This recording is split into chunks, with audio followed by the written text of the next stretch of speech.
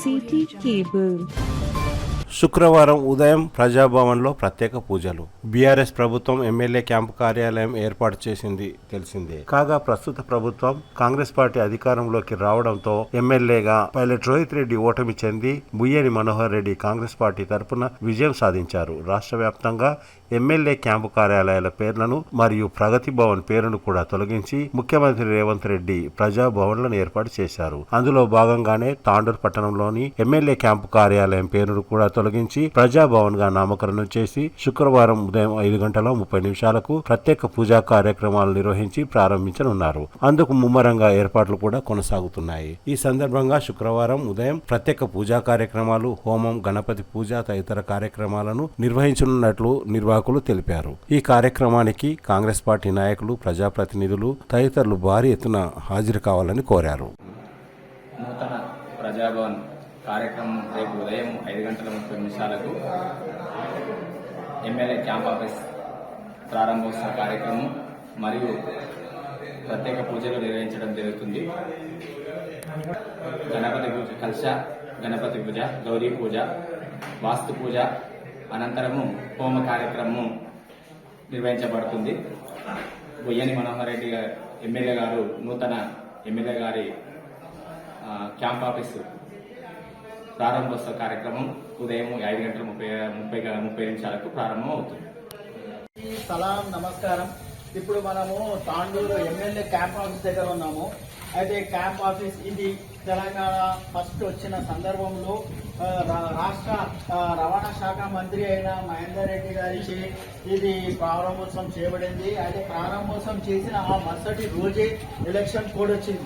ఆ తర్వాత మహేందర్ రెడ్డి ఓడిపోవడం, ఆ తర్వాత రోహిత్ రెడ్డి రావడం, ఆ తర్వాత రోహిత్ రెడ్డి 5 సంవత్సరాల తర్వాత మళ్ళీ ఓడిపోవడం, ఆ తర్వాత మళ్ళీ మనోహర్ రెడ్డి ఎమ్మెల్యేగా గెలుపొందడం జరిగింది. ఆ తర్వాత ఇప్పుడు రేపు 22 శుక్రవారం నాడు తిరిగి కొత్త ఎమ్మెల్యే గారిచే ప్రారంభోత్సవం చేయబడుతున్నది. అయితే ఇప్పుడు మనం ఇక్కడ లోపల చూస్తే ఇక్కడ కొత్త ఫర్నిచర్ వచ్చింది. పాత ఫర్నిచర్ ఏదైతే ఉండేనో అది అంతా ప్రొడక్ట్ లేపేసి తీసుకుపోయినారు అందరూ, ఏది లేకుండా పోయింది. అయితే కొత్తగా వచ్చిన ఎమ్మెల్యే ఎవరైతే ఉన్నారో వాళ్ళది ఏదైతే ఉందో పోతే పోని తీసుకుపోయి మనం కొత్త ఫర్నిచర్ తెచ్చుకుందామని అని కొత్త ఫర్నిచర్ తెచ్చుకోవడం జరిగింది. ఇది విజిటర్స్ గ్యాలరీ. అయితే ఇక్కడ మనం ముందరికి వస్తే ఇది కూడా విజిటర్ గ్యాలరీ ఉంది. ఇక్కడ ముందరికి వస్తే మనం ఇది ఎవరైతే తమ సమస్యలను తీసుకొని వస్తారో వాళ్ళ కోసం కాన్ఫరెన్స్ హాల్, అదేవిధంగా అధికారులతో సమీక్ష సమావేశాలు నిర్వహించే హాల్ అన్నమాట. అధికారులు మరి ఎమ్మెల్యే వారి సహచరులు కూర్చుంటారు.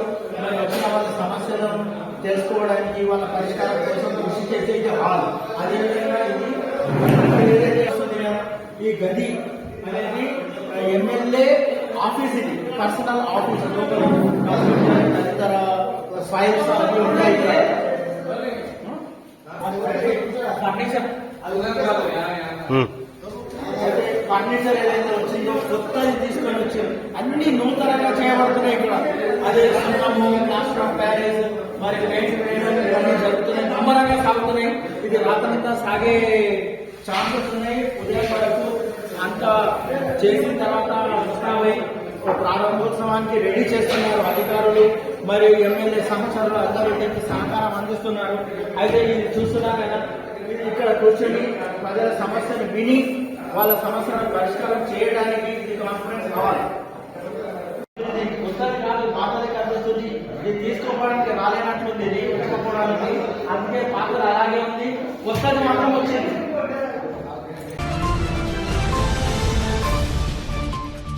City cable.